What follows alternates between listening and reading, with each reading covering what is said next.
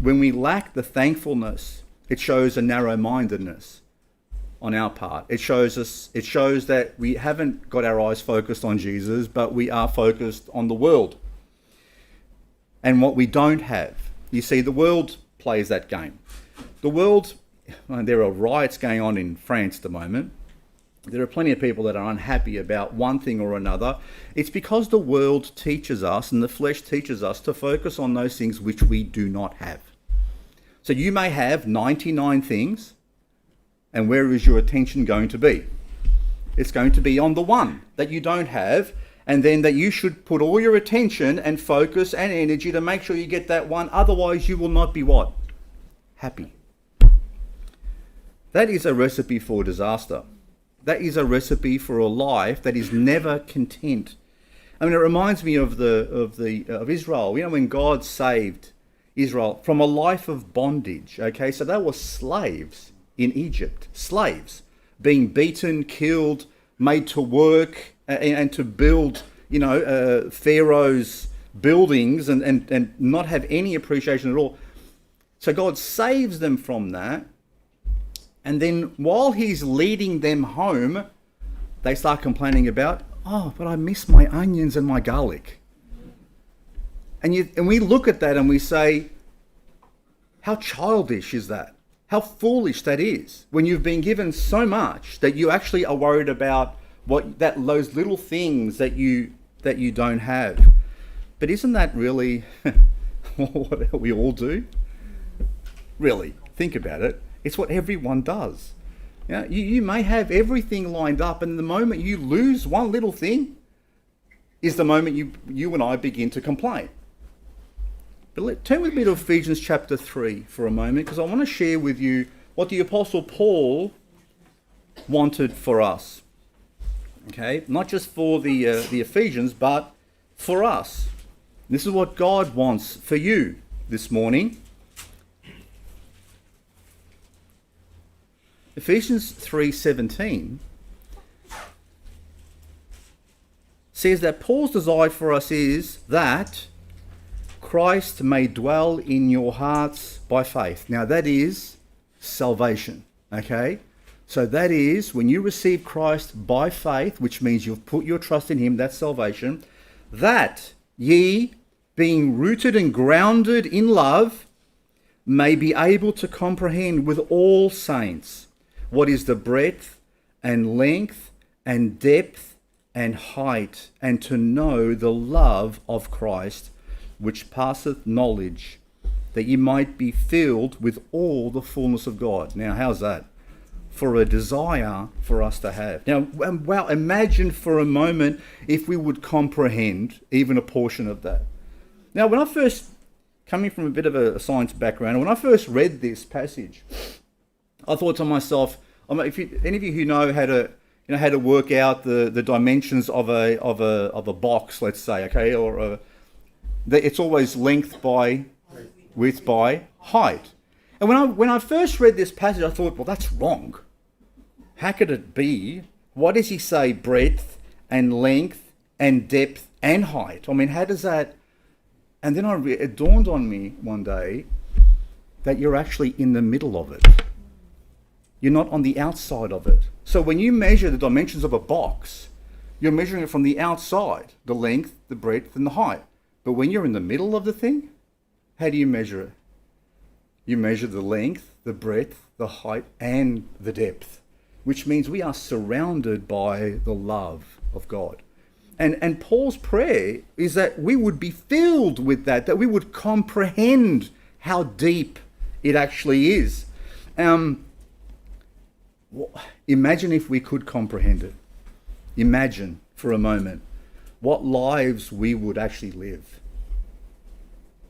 if we understood it.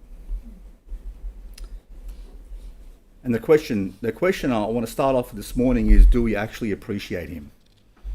Do we really appreciate what we have in Jesus Christ? Do we appreciate him? And the reason I asked that is, I'm going to give it to you in simple monetary terms, okay?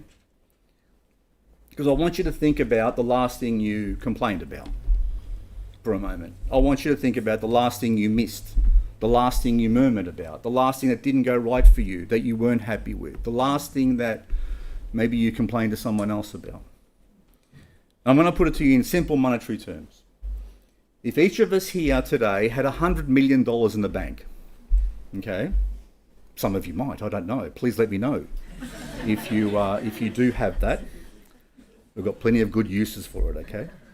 But let's say you had $100 million sitting in the bank, and as you're walking down the street, a $10 note dropped out of your pocket and you lost it. Would you go home crying that day? No. If your power bill went up by $100, would you be worried about it? Nah. If you got a speeding fine because you went, 5 kilometres over and you got a $200, $300 speeding fine, going on the freeway, would you really worry about if you had $100 million sitting in the bank? No, you wouldn't really care. You'd probably break the law again. Yet I want you to compare what you have in Jesus compared to $100 million. Doesn't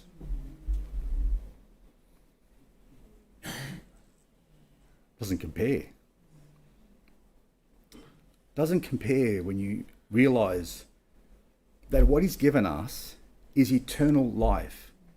And that eternal life is in him, the one that loves you. I can't think of a more blessed thing to think about. You think about the family, when you're with family that loves you, isn't it a blessed thing to have, right? And you look at your family, or you look at those people that you are closest with, and you just love to be together. But imagine being together with the one that loves you the most. And not just for a day, but forever. And that's that's the promise that we have from him. And yet we complain. We complain about onions and garlic, really, when you think about it. But if we simply had a glimpse, right? If we understood even partially what the love of Jesus is and how much we have in him, then really, what does any inconvenience or offence or failure or loss or even the loss of our own lives, what does it actually mean? Doesn't mean anything. In the grand scheme of what we have and what we've been promised, means very little. And this is the devil's ploy to stop us from having true joy. Because if you can take your eyes off what you actually have and then focus it on the dredges of this world, wow. There is no limitation on God. But we need to understand also that God's time is not always our time. When do we want stuff? Oh, look at them. When do we want it? Now. They want to do that thing, right? What do we want? This, when we want it now. We always want stuff straight away. We want stuff as soon as we can get it. And sometimes those things that we want, God says, just hold your horses because there's a better time that thing will arrive. You see, God's time is not always our time, and for a number of reasons. I'm sure Abraham and Sarah, waiting 25 years for this kid to come along, would have said, what? When? What? I want it now. And they say, 5 years goes by, and 10 years go by, and 15 years go by, and 20 years go by, and they're thinking, when? But I want you to consider for a moment, if God had provided a son to Abraham at the normal time of life, we would have missed out on all these great lessons of what happened in the middle, of how he stayed faithful while he was waiting for that thing, right? How he continued to obey, how he continued to follow after the Lord while he was waiting. He did not give up on trust. And that's the lesson we learn from Abraham. For if God had given him the promise right from the beginning, well, he's received everything straight away, hasn't he? And we would have been robbed of these lessons about what genuine faith looks like. We also would not have been given this beautiful picture of the coming Messiah, because Isaac was born supernaturally, okay, because of a promise that was made. And you know how Jesus was born? supernaturally because of a promise that was made. Both Isaac and Jesus were born in miraculous ways. Are they the same? No, by no means. But Isaac becomes a picture of Jesus. And as we're going to see in the next chapter, Isaac has made this beautiful picture of Jesus in a number of different ways. And when Jesus arrived, they should have recognized, the spiritual leaders in Israel should have recognized the coming and his coming birth, but they didn't. God gave them plenty of signposts, plenty of pictures along the way about what they should be looking for, even 2,000 years before. So then it tells us in Genesis 21, verses 3 to 4, and Abraham called the name of his son that was born unto him, whom Sarah bare to him, Isaac, and Abraham circumcised his son, Isaac being 8 days old, as God had commanded him. So 1 year after God had visited them, literally visited them with the two other angels, and they sat down and had a meal together, which is an extraordinary thing in itself, God says, in a year's time, I'm going to come back and you're going to get that child. 1 year after God told them, he fulfilled his promise. Genesis 17:19 says, and God said, Sarah thy wife shall bear thee a son indeed, and thou shalt call his name Isaac, and I will establish my covenant with him for an everlasting covenant, and with his seed after him. And true to form, Abraham obeys the Lord and then circumcises him and calls him Isaac. He does exactly what God had told him. And if there's one thing that epitomizes Abraham, it's his willingness to obey, even in difficult situations. He does this over and over again. But let's continue with our passage. Look at verse 5. It says, and Abraham was 100 years old when his son Isaac was born unto him. And Sarah said, God hath made me to laugh, so that all that hear will laugh with me. And she said, who would have said unto Abraham that Sarah should have given children suck? And I have borne him a son in his old age. A son born to a man 100 years old and born of a woman of 90 years of age. It's a little bit unusual, isn't it? Very unusual. Now that's something to laugh about, isn't it? That's something to rejoice in. And Sarah said, God's given me this amazing thing and it's made me laugh, and that everyone who's going to hear this thing is going to laugh along, not at me, is going to laugh with me as well. Laughing can be done for a number of reasons. I've seen people laugh at other people in ridicule and mock. It's not nice. I've seen people laugh at good jokes and bad jokes as well. But I've seen people laugh also when something is so fantastic, so unreal, so beautiful, that they don't have the words for it. And all that comes out is this joy. And Sarah rightly laughs. And she says, who would have thought that a woman of my age is going to be nursing a baby and bringing a child into this world? When God gave Isaac to Sarah, she knew full well that she wasn't really suitable for that, did she? That she wasn't worthy of such a gift. Such a gift was just way too wonderful for her. She knew that God had promised, and she'd seen this God and the power that he actually had was beyond anything that she could imagine, and all she could do was laugh. Tell me, do you laugh like Sarah when you consider what God has given to you? You see, God gave her a son that she couldn't have conceived herself, that she really didn't deserve, only because of a promise that he has made. But consider for a moment the son that you have been given because of a promise that we never deserved, that we couldn't have ever gained with our own effort, and Sarah becomes a picture of us. Given something so miraculous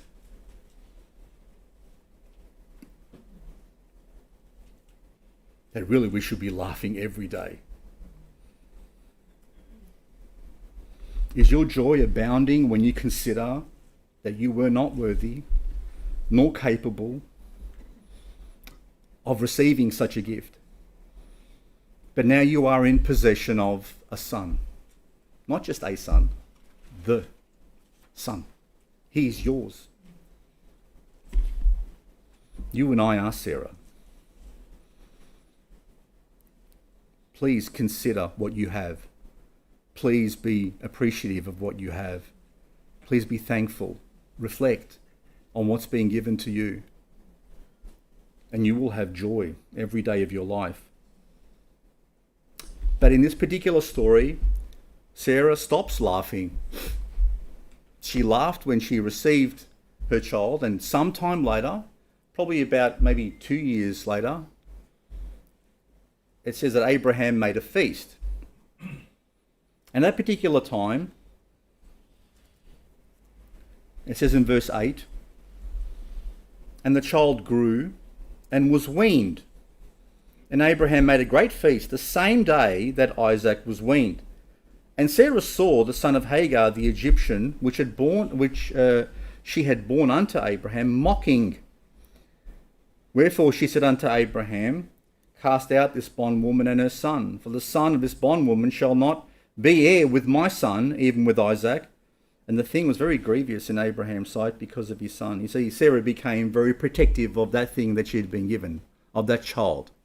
And when she saw, while she was laughing because of the joy that she had, she then saw Ishmael laughing at him. And she couldn't take it. That he was mocking her son. And because he was older, he probably would have been about 15 years old, and her son was only probably about 2, her blood boiled.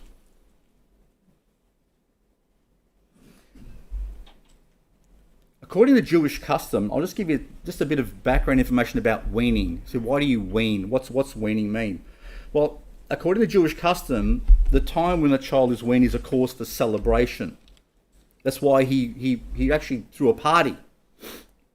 A weaned child has essentially, what they're celebrating is that the weaned child has survived the most fragile stage of infancy, when it's no longer dependent on its mother for food, but can actually begin to eat other food. Do you understand? And so that is the most dangerous part of a child's life. According to rabbinical traditions, you could be weaned anywhere between 18 months and even up to 5 years of age. Right? Some of the women are going, rolling their eyes. But consider this for a moment. In ancient cultures, infant mortality was actually quite high. And I want you to compare it to what we have today. So and that's one of the reasons that people in poorer countries have large families. Have you ever wondered that? People in rich countries have 1 or 2 kids. People in poor countries have 9, 10 kids. And you think, that doesn't make sense. Because isn't there more mouths to feed? Well, not necessarily. Because in poorer countries, the children die before they get to adulthood. So if you have, 10 kids, you may end up with 5. Okay? And then on top of that, what we take for granted over here in this country is that we have a retirement system, a superannuation system, a pension system, so that you're looked after and you're given money by the government when you're old. When you don't have a pension system, who looks after you? Your children. And if you don't have enough children to look after you, then you're in serious problems. And so people in very poor countries have to have larger number of children because they die, and then they need them to grow up. Especially, this is why boys tend to be a bit more valuable, because you need sometimes the stronger muscles to be able to plough the fields and do all that sort of stuff as well. So there are reasons for having larger families too. Just a comparison. Afghanistan, if you were to go to Afghanistan and look at the infant mortality rate, it's about 10%. So 1 in 10 children die before they reach I think 3 years of age. In comparison, so that's 100 out of 1,000, right? In comparison, Australia's infant mortality is 2.7 deaths per thousand. That's 0.02%. So that just shows you the difference between what we have here and what we have in countries that don't have the health system that we just take for granted sometimes. Well, in Abraham's day, you probably had more infant mortality rate closer to 10%. No hospitals there. You were born at home. Okay, so there's a good chance you may not make it to your 3rd birthday. So when you do make it to your 2nd or 3rd birthday and you can begin to eat solid foods, well then, it's a cause for celebration. And that's what they had for Isaac. And this is a party that he threw. Abraham decided to have a party for everyone. But something went wrong with the party, you see. Parties are nice things, aren't they? It's good to get together with family and rejoice and celebrate and do all those things. But ever been to those parties where they don't go right? Ever been to a party where there is an argument between a couple of family members, or something goes wrong, an argument takes place, and then all of a sudden everyone feels like awkward and they don't know what to say? Because you're meant to be at a party, but there's this argument taking place. And I'm sure you've been to something like that. I especially remember growing up, I still have memories growing up, and we used to go to parties every week. But do you know which parties I remember the most? The ones where they had an argument. It's a shame, isn't it? You know, when things started off okay, when all the families are together, the cousins are all together, we're playing and doing silly things. And all of a sudden you see a screaming going on or an argument going on and things turn sour. All of a sudden you're there looking, what's going on here? We tend to remember only the bad stuff. Well, that's what happened at this particular party, right? It got awkward all of a sudden. Sarah noticed that Ishmael was mocking her son. So this 15-year-old son of Hagar, her Egyptian maid that she had given to her husband because they thought it was a good idea for him to have a child through her because they couldn't wait or whatever it was, whatever the reasoning was, is mocking her son, is making fun of her son Isaac. And her immediate response to that is, she goes to her husband and she says, I want them out. I want them both out, mother and son. I don't want them here because I don't want... And maybe she was thinking ahead of time, because if this is starting now, when he's at this age, it was probably going to progress later on, where there's going to be this rivalry between those two. Maybe she was thinking like that. I don't know. Either way, she says to her husband, I don't want them here because I don't want him or her inheriting half of all your stuff, okay? I don't want them together because it's going to cause more conflict. I don't want them around my son. So she's put her husband in a very difficult position because he loves his son, Ishmael. He loves him. Not as if he didn't love him. He loved his son. And on top of that, if you're a mother and a son, okay, and he's still young, maybe 15 years old, and you cast them out, you don't have any more protection of the clan, as it were, all the things that are set in place. It would have put them in a very perilous position. A woman and a young son alone in the world would not be very safe from predators and evil men, wild animals. But Abraham still loved Ishmael. He was still his son, and no doubt, his love for him had grown over the years, but there was obviously no love lost between Sarah and Hagar. So what does Abraham do? He is caught literally between a rock and a hard place. And just before we get to that, we are free to make choices. Okay, God has given us amazing freedoms to make choices in our lives. We can choose to go left or right. We can choose to go east or west. We can choose this thing or that thing. But one thing we are not free of are the consequences of our choices. God doesn't protect us from the consequences of our choices. Sometimes he may, sometimes he doesn't. Abraham was still reaping the fruit of the decision that he'd made 15 years before or so. He's still reaping the fruit of that when he decided to take his wife's advice and produce a son with Hagar. And in that decision, we see the fruits of division. Okay? We see that this thing being divided and causing division. Now he's stuck in a position where he has to make a decision. But God is gracious, isn't he? Isn't God beautiful? And so the silent observer in all of this drama that's going on is God. And he already knew what was going to happen. He had already organised what was going to happen, what was going to be a response to this, his response to this. And so he says to Abraham, while the poor guy was there working out what to do, in verse 12, it says, "And God said unto Abraham, Let it not be grievous in thy sight because of the lad, and because of thy bondwoman. In all that Sarah hath said unto thee, hearken unto her voice," which listen to her. "For in Isaac shall thy seed be called. And also of the son of the bondwoman will I make a nation, because he is thy seed." Okay, so God essentially agreed that Abraham should send them away. He said, don't worry about it. I'll take care of the kid. Okay, you don't have to worry that he's going to die or anything like that. I'll take care of him. I'm going to make sure he becomes a great nation as well. And that he shouldn't be fearful about it because they no longer needed him to look after them. God said, I can look after them directly. And they were going to flourish as well. And so it says in verse 20, as for Ishmael, I just want to give you a quote because he promises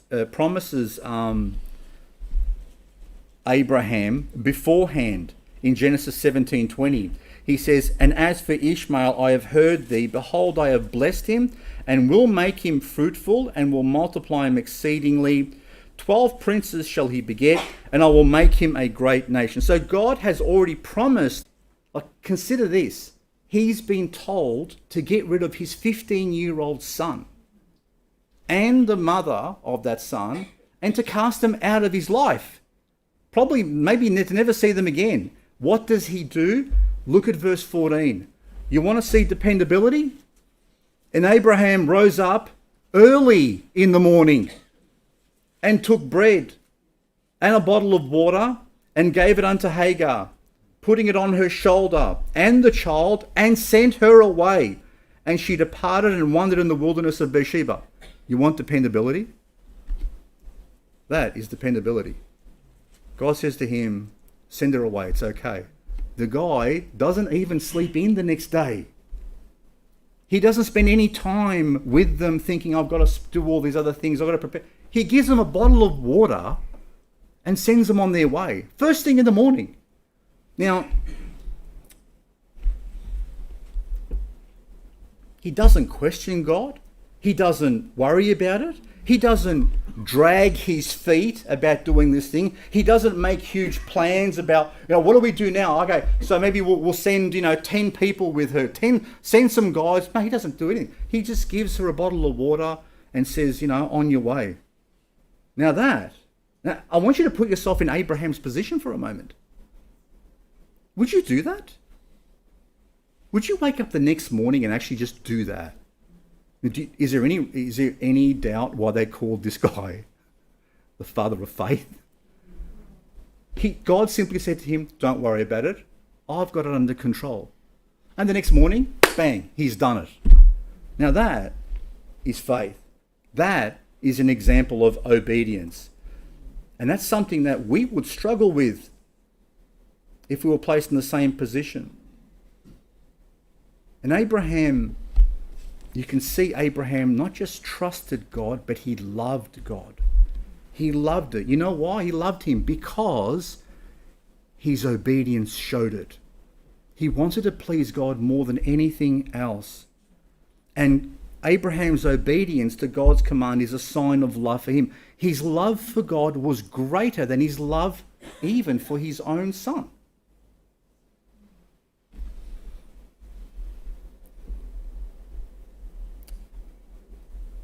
He was ready to say goodbye to his son Ishmael the very next morning.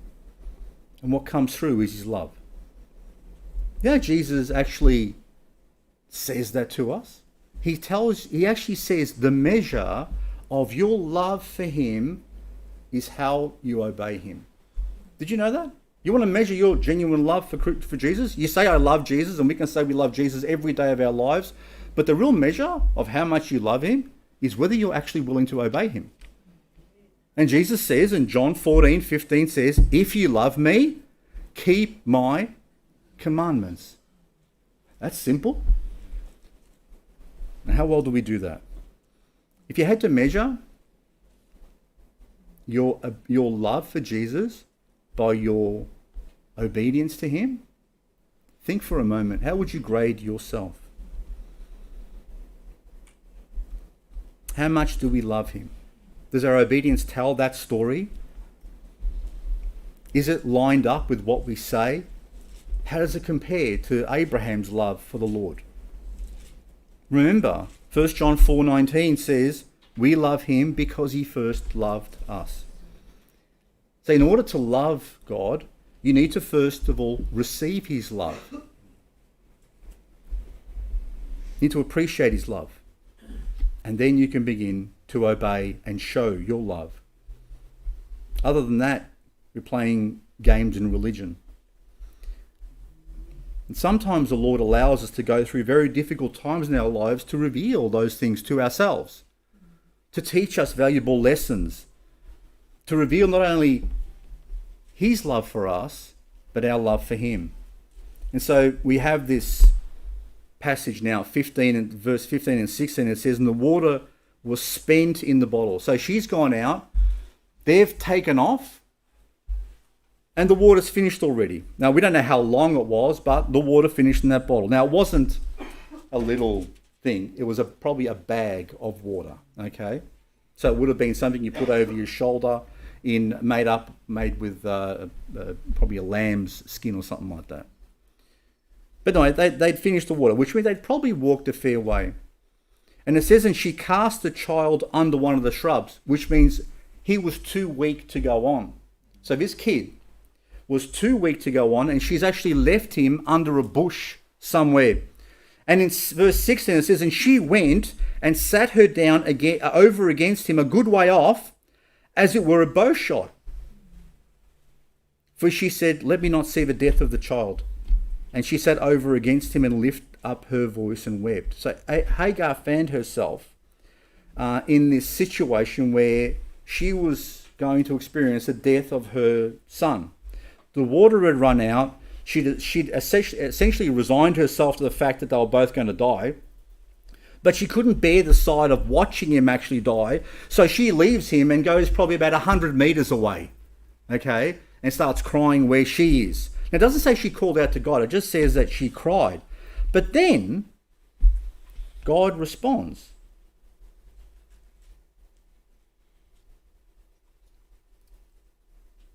And it says God heard the voice of her son. Look at verse 17 and 18. It says, and God heard the voice of the lad, not her voice. And the angel of God called to Hagar out of heaven and said unto her, what aileth thee, Hagar? Fear not, for God hath heard the voice of the lad where he is. Arise, lift up the lad, and hold him in thine hand, for I will make him a great nation. And so, let me just share with you why that's significant. Because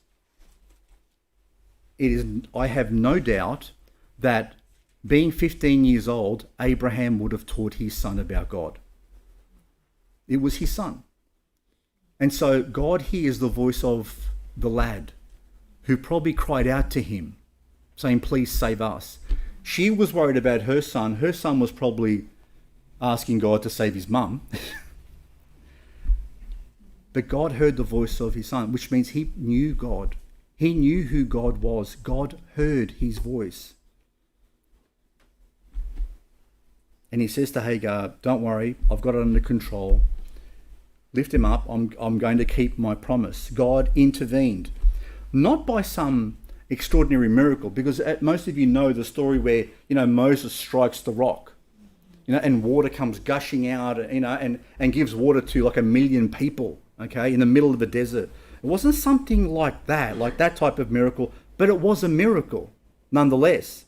You see, he may not have caused water to gush out of a rock, but what he did do was open up her eyes to the presence of a well that she couldn't see. He opened her eyes. And it says in verse 19, and God opened her eyes, and she saw a well of water, and she went and filled the bottle with water and gave the lad to drink. And sometimes the Lord has given us all the resources we need in order to achieve what he has called us to. Sometimes we simply need a well of water, and all we need is eyes opened to see what we have in front of us. And from then we can flourish by the grace of God. You'll notice it says in verse 20 and 21, and God was with the lad. He continued in a relationship with this young boy as he grew, and he dwelt in the wilderness and became an archer. And he dwelt in the wilderness of Paran. His mother took him, look at this, a wife out of the land of Egypt. And that's the end of that particular passage. So he grew up, God was with him, he became an archer. So look, we believe in him. And by believing in Jesus, the Bible says that he gives you the Holy Spirit, which then quenches your thirst, which then fills up your life, which then changes you forever, and you have eternal life. That's salvation. You understand that we are living in the wilderness of this world, that there are people dying all around us. And not only are they thirsty and dying, and they are emaciated, but they are living in darkness as well. And our call is, when God has opened up our eyes, like he did to Hagar, what did she do? She went and filled up her bottle, and what did she do? She then went and gave drink to her son.